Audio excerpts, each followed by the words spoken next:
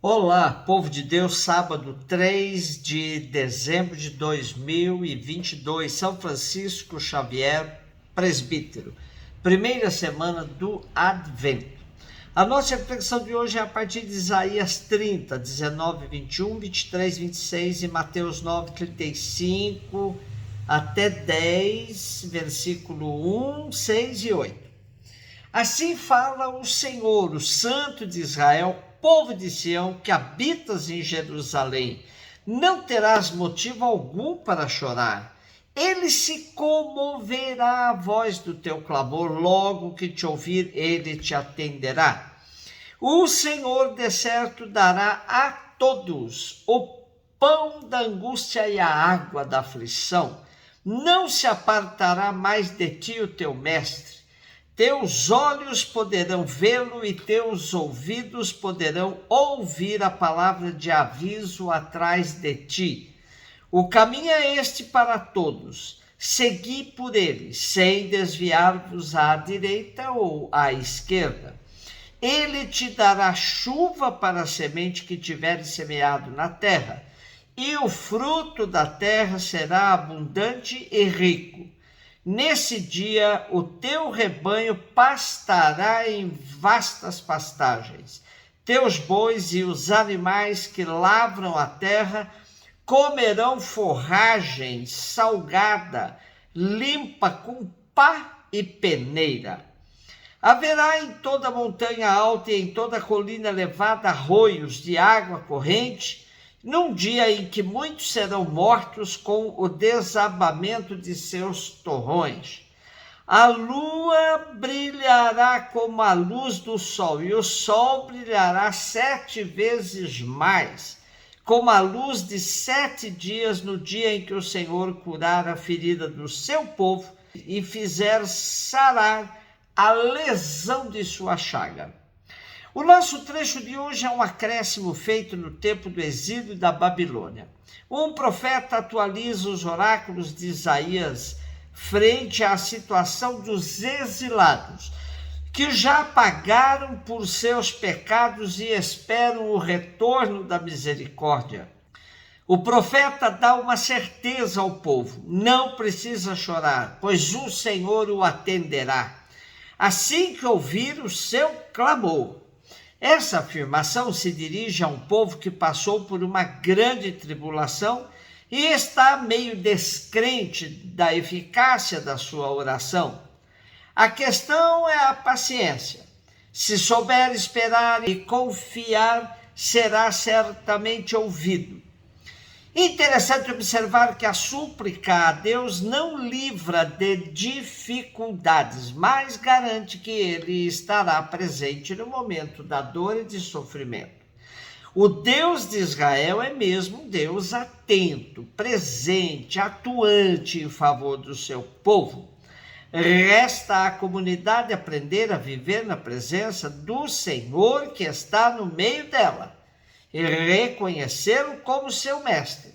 Não poderá se deixar seduzir por falsas sabedorias, como acontecera muitas vezes no passado. O Senhor, cuja pedagogia não exclui uma dura disciplina, o pão da angústia, a água da aflição, experiência já vivida no deserto. Neste contexto, a lei de Deus já não será vista como um peso, uma imposição, mas como uma guia segura no caminho da vida e como experiência de verdadeira libertação. Não se admite, porém, nenhum desvio do caminho, nem mesmo recorrer a atalhos. Para vivenciar a plenitude expressa pelas imagens da abundância de pastagens e de água, o povo terá que reconhecer que só há um Senhor e Pai de todos. No momento da correção, poderá haver quem se revolte e se desvie, mas quem ficar fiel experimentará o gozo da liberdade num caminho plenamente iluminado. O ensinamento divino levará a verificar como foi útil a correção divina, que não deixa o povo da aliança nas trevas da falsidade, mas o liberta e cura com a luz do seu amor. Mateus 9:10. Jesus percorria todas as cidades e povoados, ensinando em suas sinagogas, pregando o evangelho do reino e curando todo tipo de doença e enfermidade. Vendo Jesus as multidões, compadeceu-se delas, porque estavam cansadas, abatidas, como ovelhas que não têm pastor. Então disse a seus discípulos: a messe é grande, os trabalhadores são poucos. Pedi, pois, ao dono da messe que envie trabalhadores para a sua colheita. E, chamando os 12 discípulos, deu-lhes poder para expulsarem espíritos maus e para curarem todo tipo de doença e enfermidade. Enviou-os com as seguintes recomendações: ide antes às ovelhas perdidas da casa de Israel. Em vosso caminho anunciai, o reino dos céus está próximo. Curai os doentes, ressuscitai os mortos, purificai os leprosos, expulsai os demônios. De graça recebestes, de graça deveis dar. Podemos dizer que há na pedagogia de Jesus uma fidelidade ao método indutivo com seus 3 passos: ver, julgar e agir. Ele parte da constatação de que o povo está abandonado como ovelha sem pastor. Depois chega à conclusão de que são necessários muitos agentes para a missão de cuidar do povo. Por fim, recomenda aos seus discípulos que peçam ao Pai muitos operários para cuidar deste povo abandonado. Importante ressaltar que os trabalhadores para a colheita são todos e todas aqueles e aquelas que se dispõem a fazer parte dos seguidores de Jesus. Somente uma igreja, toda ela ministerial, é que poderá dar conta da colheita. Não se trata, porém, de pedir somente padres e freiras, mas todos e todas que se dispuserem a arregaçar as mangas e colocar-se a serviço do reino. E logo em seguida, sabedor das durezas da missão, Jesus empodera os seus discípulos para que possam enfrentar os obstáculos e desafios. Por isso e para isso, Jesus prepara os 12 para a missão, fazendo-os participar da sua compaixão pelas multidões que alimenta e pelos doentes que acolhe e cura, e ensinando-os a rezar para que o dono da messe mande trabalhadores para a sua messe.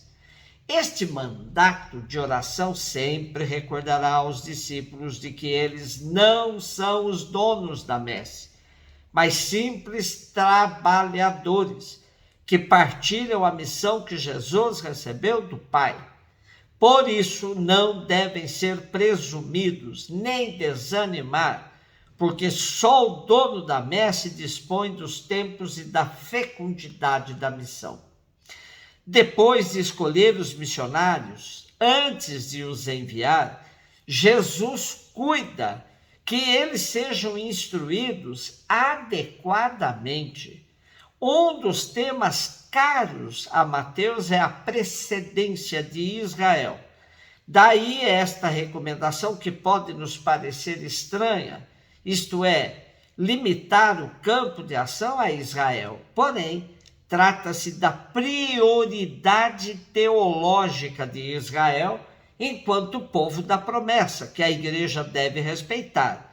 O que Mateus, no decorrer de seu evangelho, vai percebendo de que nada adianta querer respeitar essa prioridade se os próprios judeus a rejeitam. Eles devem agir como Jesus. Generosidade sem medida, em total sintonia com seu mestre, são enviados a proclamar a proximidade do reino dos céus, a dar sinais concretos da libertação integral da humanidade, em nome daquele que realiza a vinda do reino de Deus à vida da humanidade.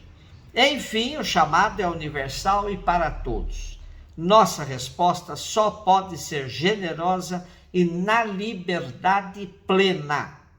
Celebramos hoje São Francisco Xavier, nascido na Espanha, 7 de abril de 1506 e falecido em 3 de dezembro de 1552.